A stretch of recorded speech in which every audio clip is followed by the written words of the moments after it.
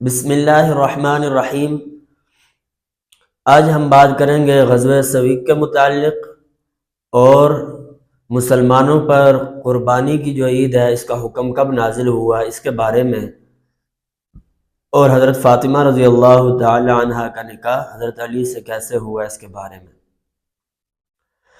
چنانچہ غزوہ بدر کے اندر جو قریش والوں کو شکست ہوئی تھی تو ابو سفیان جو اس وقت تک مسلمان نہ ہوئے تھے، وہ جب مکہ پہنچے تو انہیں بڑا غصہ آیا۔ انہوں نے قسم اٹھا لی، انہوں نے کہا کہ میں جا کر کے مدینہ والوں پر حملہ کروں گا۔ چنانچہ 200 آدمیوں کو اپنے ساتھ لیا اور چل پڑا۔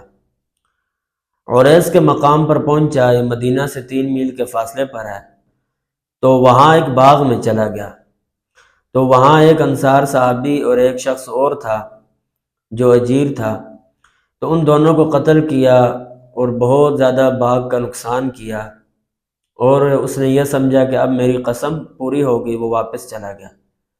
جناب رسول اللہ صلی اللہ علیہ وسلم کو جب علم ہوا 5 ذی الحجہ کے اندر، یہ 2 ہجری 5 ذی الحجہ میں غزوہ پیش آیا، تو آپ صلی اللہ علیہ وسلم اپنے ساتھ 200 انصار صحابی کو لے کر جب وہاں پہنچے تو وہ تو بھاگ چکا تھا، لیکن وہ اپنے لیے وہاں پر ستو جو تھے وہ وہاں چھوڑ گئے تھے۔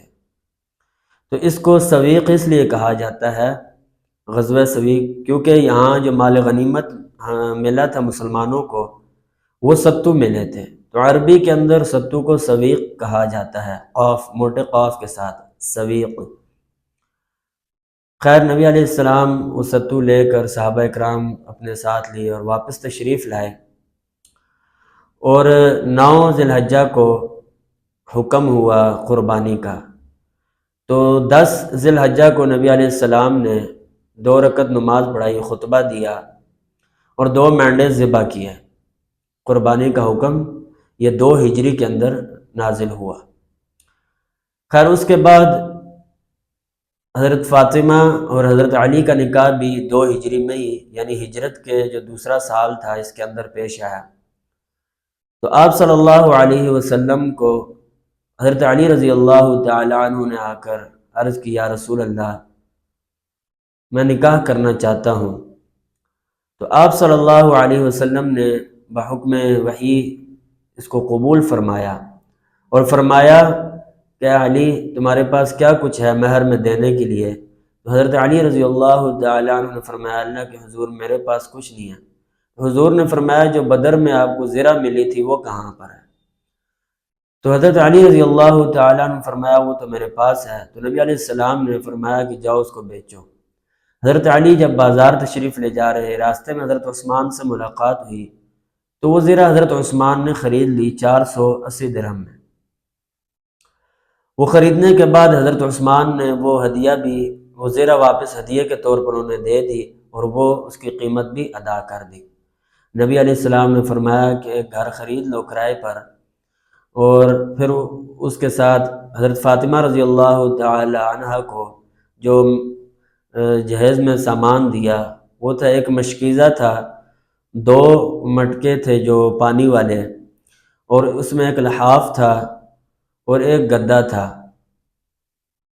اور پھر جس وقت ان کی شادی ہوئی تو نبی علیہ السلام نے فرمایا، علی جا کر کپڑے بھی خرید لو اور خوشبو بھی خرید لو۔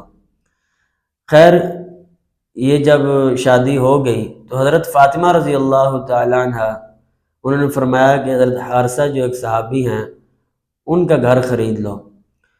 تو حضرت علی رضی اللہ تعالی عنہ نے فرمایا، مجھے شرم آتی ہے، میں بات نہیں کرتا کہ وہ گھر جو ہے کرائے کے لیے لوں، کیونکہ وہاں پر حضرت حارثہ رضی اللہ تعالی عنہ خود رہتے ہیں۔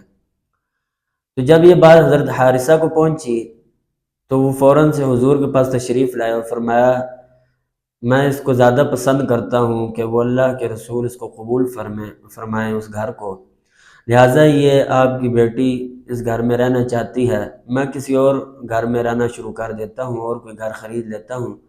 تو یہ جو گھر ہے اس میں حضرت علی اور حضرت فاطمہ اپنی زندگی بسر فرمائیں۔